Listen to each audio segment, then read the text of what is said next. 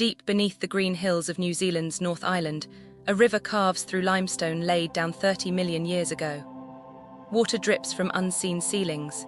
The air is cool, damp, and utterly still. And then, without warning, the darkness above begins to burn with 1,000 tiny blue-green stars.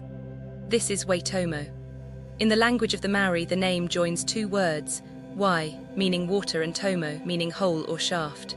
For centuries, the local Tainui iwi knew of these caverns and told of the strange lights within. To European eyes, the caves would not be surveyed until 1887, when the chieftain Tinorau and the English surveyor Fred Mace floated inside on a raft of flax stems. What the two men saw that night has drawn visitors ever since. Above them, the cave's ceiling shimmered like a private galaxy.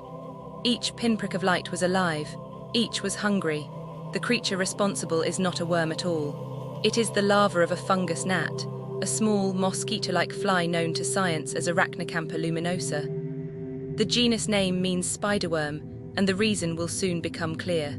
Endemic to New Zealand, this species has evolved a way of hunting unlike almost any other animal on Earth. The adult gnat lives only a few days. It has no functioning mouth and cannot eat. Its sole task is to mate, and to lay a cluster of tiny eggs on the damp cave wall.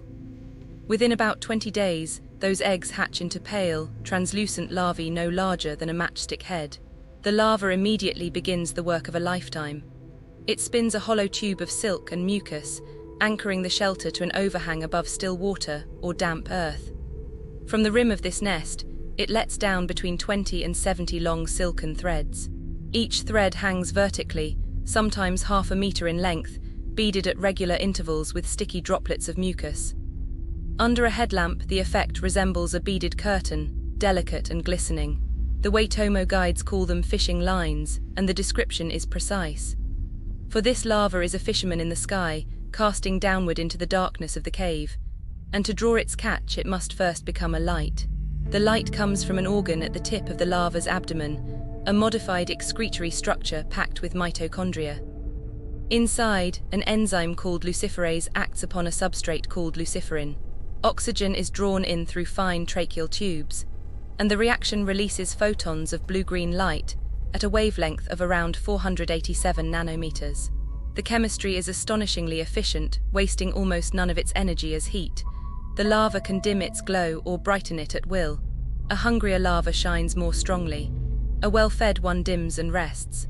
Researchers at the University of Waikato, working through the 2000s and 2010s, have shown that this light acts as a lure, a signal designed to deceive. For inside a cave, the prey of Arachnocampa are creatures born of the underground stream itself. Mayflies, midges, caddisflies, and other small insects hatch from the water below. They rise into the air, disoriented in the blackness, searching for an exit. And when they look up, they see what appears to be a night sky studded with stars. The illusion is fatal. Drawn upward toward the false constellations, the insects fly straight into the curtain of silken threads. The sticky mucus droplets hold them fast. The more they struggle, the more entangled they become. Above them, the larva feels the vibration of the line and begins, slowly, to haul its dinner up. It is a patient predator.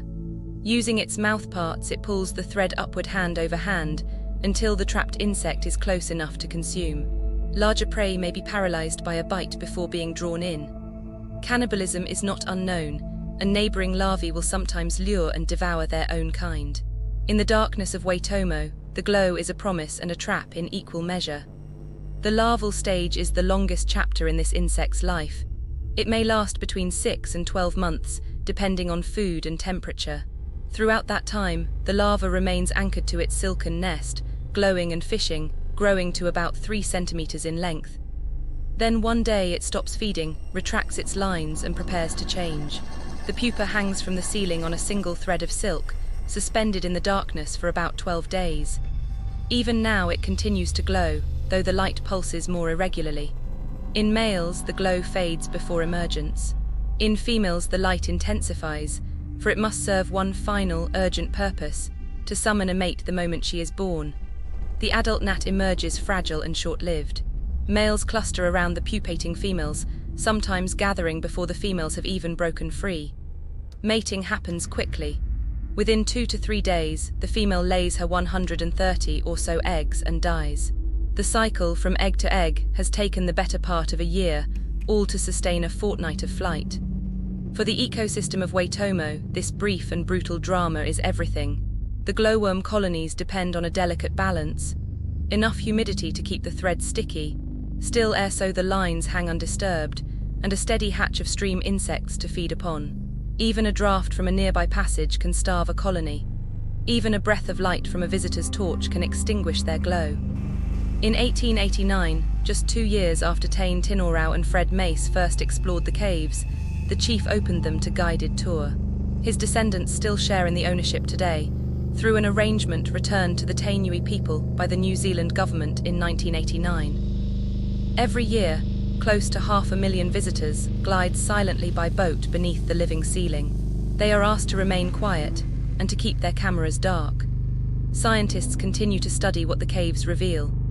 In 2014, researchers led by Miriam Sharp at the University of Otago sequenced the luciferase of Arachnocampa luminosa, showing that it evolved independently from the enzyme used by fireflies. It is a case of convergent evolution, 2 lineages, separated by hundreds of millions of years, arriving at the same trick of making cold light from oxygen and a molecule of fuel. The glowworm's lantern is older than any human invention. It burns without flame, without warmth, without waste. It is, in the strictest sense, a work of chemistry perfected in a lightless place, refined across geological time. It is beauty in the service of hunger. And so in the caverns beneath Waitomo, the false stars still shine. Beneath them, insects rise from the water and mistake the ceiling for the sky. The silken lines glisten. The lights hang silent, patient and waiting. In this hidden universe, the constellations themselves are alive, and every one of them is hungry.